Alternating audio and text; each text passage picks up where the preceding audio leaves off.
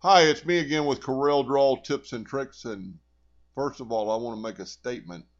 This is totally my opinion. A while back, I made a video, and if you want to search for that, just type in how to find the length of a curved line in Corel Draw.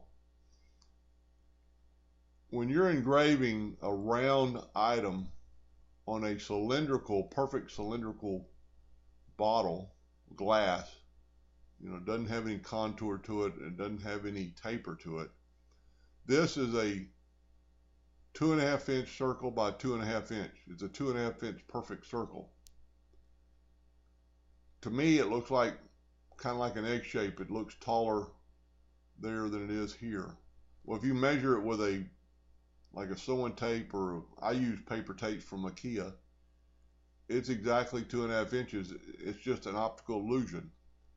This one I ran with some different numbers, and to me, it looks more like a circle than this one. Now it goes past the bottle a little bit further, but all I did, the bottle was 8 3/16 inches around. So you divide that by pi and you come up with the diameter of 2.8051. I wanted to put a 2.5 inch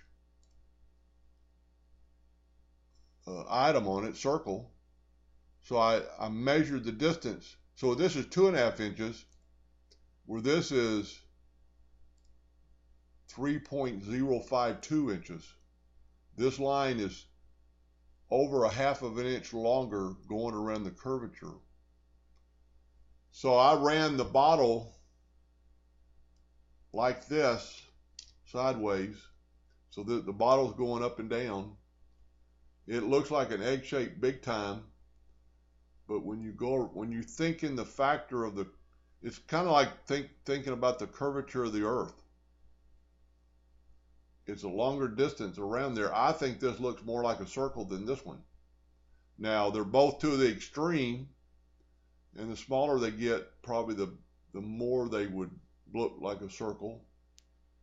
And this would work, and people might be going, well, we're not engraving circles. But if you're engraving a round, and the reason I got this idea, somebody gave me a cup, a Yeti type cup, that was engraved with a round logo on it, and it looked like this. Even though it was round, it looked oblong the wrong direction. So you could do the whole thing. I'm not saying you're going to ever engrave a circle, but if you had a rope border or anything inside there, and if you have a line, text going across this way on the bottle, you'll never tell the difference, probably. But a round object, I think this looks more round than that does. Now this is bigger. This is 2.5 by 2.5, where this one is the ladder. This one is the 2.5 by 3. Maybe I should have not made it 3 and made it gone in the other dimension. Made it 2.5 on the longest distance and 2 inches on the shortest distance. But you want to run it so if your bottle is going left or right in your laser engraver, you want to run it like this. So these bottles actually need to be turned. Let's turn it like this. So that's the way it looked in the laser, and that's the way it's going to look now. So if you want to find out how I did that, how I measure that curve, go to this video, and it's a macro that somebody from Russia, I think, made. It's pretty cool. I'm not going to go into it today, but I think it's a pretty good looking circle.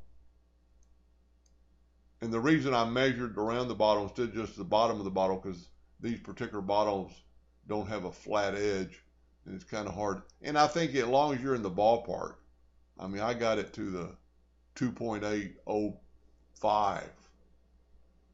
And when I put a tape across, it was a little bit more than 2 3/4, so it was 2.8 something. But take this under advisement. Don't waste a bottle on me. Maybe buy some cheap glasses, and that are cylindrical. Now tapered is another object, and it's even going to look funnier on a tapered object. But I think it looks rounder than that. Anyway, hope that helped a little bit. Thank you for watching.